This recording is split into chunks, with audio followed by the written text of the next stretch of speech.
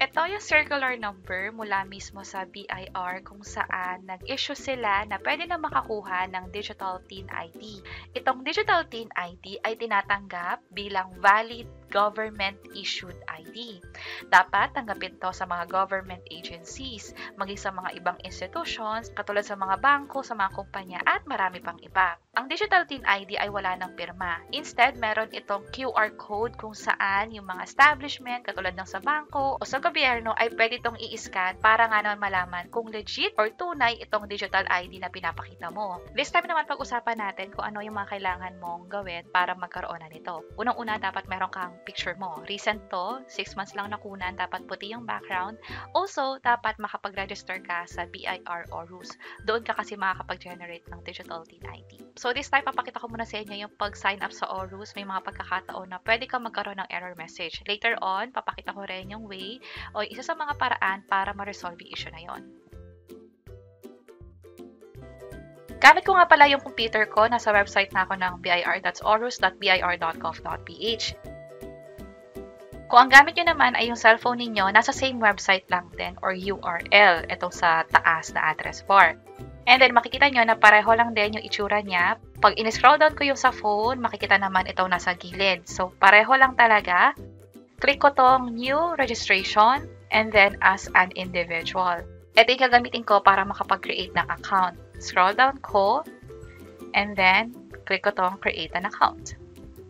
May magka-pop up na ganitong message, yung Terms of Service and Agreement. Kailangan muna natin tong i-agree. Check ko to, and then, agree na tayo. From here, mamimili ka kung taxpayer or tax agent. Yung tax agent naka-grayed out, so ito lang talaga yung option natin. Taxpayer.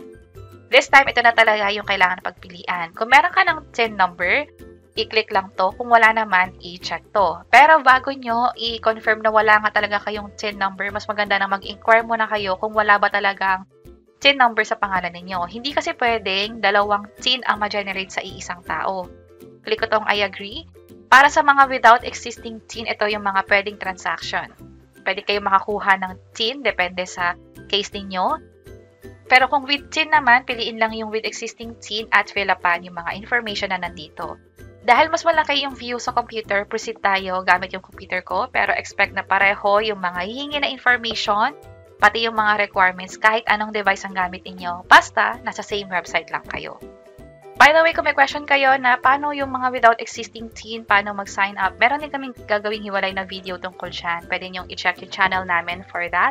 Proceed tayo with existing TIN. Kompletihin ko lang lahat na information dito.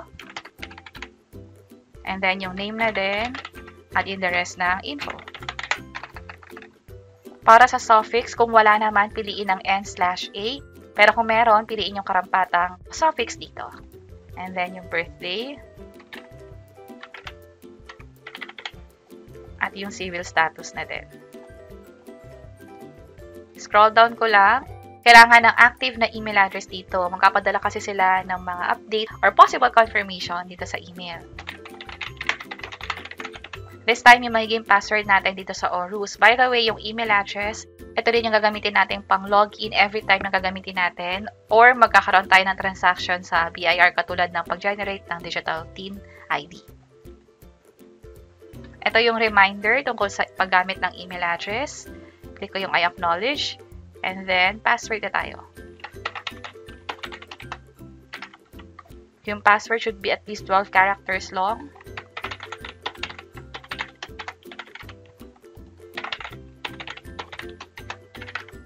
Click ko na tong I'm not a robot. And then scroll down, click register. So, nagpadala sila dun sa email address ko mismo. So, puntahan na natin yon.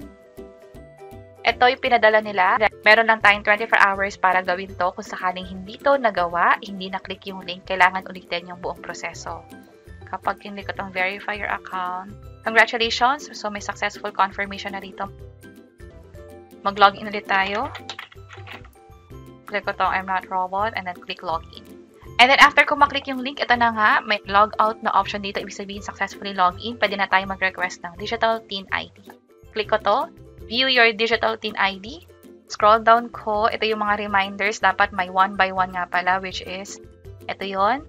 And then generate ko muna. Ito yung magiging itsura nung digital TIN ID ko. Pag nag-add ako ng photo, dito na ihingin yung mismong 1 by 1 photo. Click ko yung proceed at i-upload na. Click ko tong generate digital TIN ID. Kinlik ko lang tong I have read at kinlik yung confirm. Generating BIR digital TIN ID na. At ito na, kinlik ko lang yung take survey para maalis tayo dito. And ito na yung digital TIN ID ko. Successful na nakapag-generate. Pwede kong i-check yung both sides ng ID ko. At pwede ko na i-download yung digital TIN ID. Kapag kinlik ko to, ito yung kailangan gawin, mag-agree lang. At i-save na to sa computer mo or sa cellphone mo. Kapag na-download successfully, pwede nating i-try na i-update to. Pero kailangan maghintay pa ng after 30 days nga para sa updated na digital TIN ID. Pero kung nagkakaroon kayo ng error message sa pag-generate ng digital TIN ID or kahit anong error sa ORUS, baka makatulong ito. Ito yung na-receive kong email from BIR, bali system generated ito, na updated na yung general details, contact information, at yung contact person na din. So, paano ko nga ba to ginawa? Dapat kasi tama yung form na gagamitin ninyo. May iba pang 1905 na form kaysa doon sa updated sheet na 1905. At makikita iyon sa TRRA portal ng BIR. Later on, pakita ko. And also, nandun rin yung tamang subject line. Possible na yung mga details na yon yung nakatulong para ma-resolve nga yung issue ko at ma-update na rin yung information.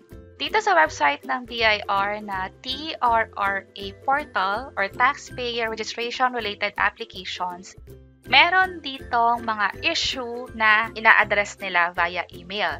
Application ng TIN, registration sa OFW, ang pinakakailangan natin ay ito, updating of email address using application sheet form S1905. Hindi pa din gamitin yung 1905 lang na form, instead yung application sheet form talaga na pag-update ng email address. So, pag kinlik ko yan, ida-download mo yung link dito o yung form pala at ito dapat yung itsura niya.